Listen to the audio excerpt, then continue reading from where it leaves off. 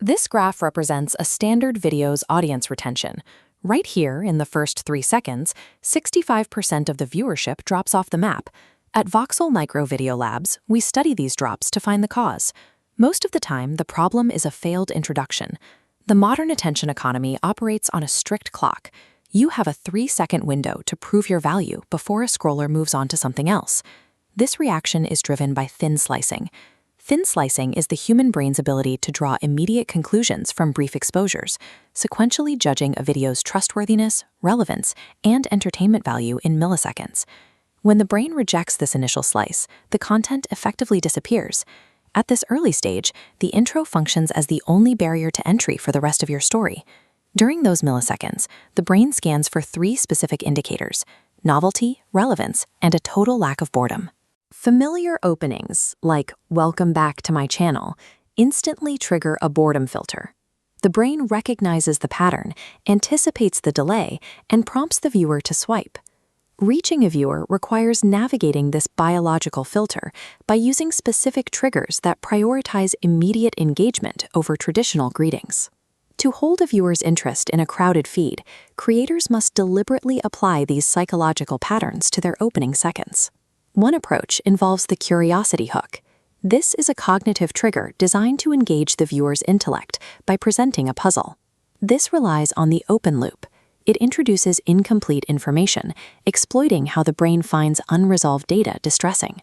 By starting with a question, you create an intellectual void. The viewer stays to see the loop close and satisfy that curiosity.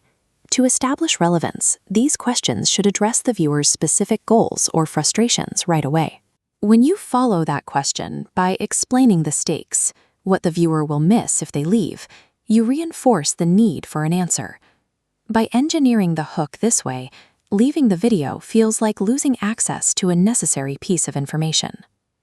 A different strategy is the action hook. This bypasses the intellect and targets visual salience, the brain's automatic focus on high-contrast movement. This uses in media res, starting a story in the middle of a high-stakes action sequence.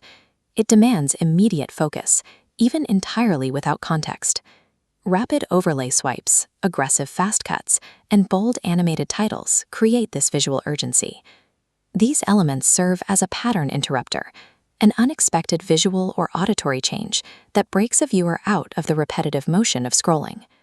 When a viewer is dropped into a shock moment without context, they often stay purely to resolve their own confusion.